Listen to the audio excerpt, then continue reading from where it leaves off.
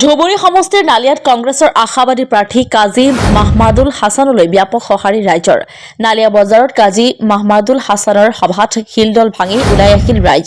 কেইবা হাজাৰ লোকে সমৰ্থন জনালে কংগ্ৰেছৰ আশাবাদী প্ৰাৰ্থী কাজী মাহমাদুল হাছানক। ধুবুৰী সমষ্টিৰ চুকে কোণে প্ৰচাৰ চলাই চৰ্চাত কংগ্ৰেছৰ আশাবাদী প্ৰাৰ্থী কাজী মাহমাদুল হাছান। ধুবুৰী সমষ্টিৰ নালিয়া বজাৰত ৰাইজৰ সৈতে মত বিনিময় যুৱ নেতা তথা কংগ্ৰেছৰ আশাবাদী প্ৰাৰ্থী কাজী মাহমাদুল হাছানৰ। সমাগত 2026 চনৰ বিধানসভা নিৰ্বাচনক লৈ কংগ্ৰেছৰ প্ৰতিগৰাকী আশাবাদী প্ৰাৰ্থীৰ লগতে ধুবুৰী সমষ্টিৰ বিভিন্ন অঞ্চলত নিজৰ প্ৰচাৰ কাৰ্য অব্যাহত ৰাখিছে কংগ্ৰেছৰ যুৱ নেতা কাজী মাহমাদুল হাছানে। ধুবুৰী সমষ্টিৰ প্ৰতিটো অঞ্চলৰ লগতে ধুবুৰী সমষ্টিৰ নালিয়া বজাৰ অঞ্চলত সমাগত 2026 চনৰ নিৰ্বাচন সন্দৰ্ভত মত বিনিময় কৰে ৰাজ্যিক যুৱ কংগ্ৰেছৰ সাধাৰণ সম্পাদক কাজী মাহমাদুল হাছানে। নালিয়া বজাৰ অঞ্চলত অনুষ্ঠিত হোৱা সভাকেইখনত কেইবা হাজাৰ লোকে অংশগ্ৰহণ কৰে। ইপিনে উক্ত কাৰ্যসূচীত 2026 চনত হবলগীয়া বিধানসভা নিৰ্বাচনৰ কংগ্ৰেছ দলৰ আশাবাদী প্ৰাৰ্থী তথা যুৱ কংগ্ৰেছৰ ৰাজ্যিক সাধাৰণ সম্পাদক কাজী মাহমাদুল হাছানে নিজৰ প্ৰচাৰ কাৰ্য চলোৱা দেখা যায়।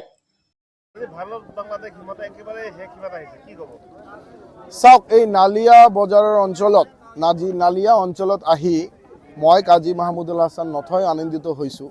কাৰণ ইয়াতে মই এটা বস্তু গম পালোঁ যে নালিয়া অঞ্চলে কওক, বেৰভাঙি অঞ্চলে কওক, বিন্নাচাৰা অঞ্চলে কওক, হাৰ এটা সকলো ঘৰত ভিতৰত যিমান সদস্য আছে চবে কংগ্ৰেছমুখী হৈ গৈছে।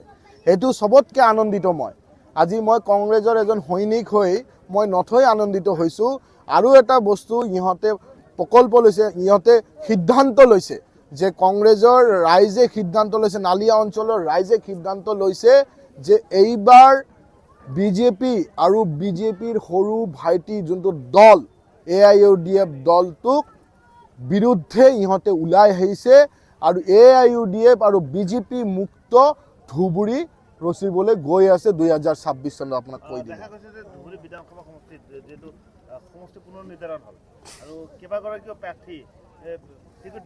হয়, সেই ক্ষেত্ৰত টিকিট পোৱাৰ পিছত দলীয় বিসম্বাদ দেখা দিব পাৰে নেকি? চাওক, মানুহক যেনেকৈ অত্যাচাৰ চলাইছে বিজেপি চৰকাৰে 2016 চনৰ পৰা অসমত যেনেকৈ অত্যাচাৰ হিটলাৰী শাসন যেনেকৈ চলাইছে, পাব্লিক তথা আমি আশাবাদী প্ৰাৰ্থীসকল আমি ৰাইজৰ স্বাৰ্থত ওলাই আহিছোঁ। আমাৰ ভিতৰত কোনো ধৰণৰ কাজিয়া নাই, আমি একত্ৰিত হৈছোঁ। সেইকাৰণে ৰাইজো একত্ৰিত হৈছে। এইবাৰ 2026 চনত কংগ্ৰেছ দলৰ প্ৰাৰ্থী বিপুল ভোটত জয়যুক্ত হ'ব, এইটোৱে স্পষ্ট কথা।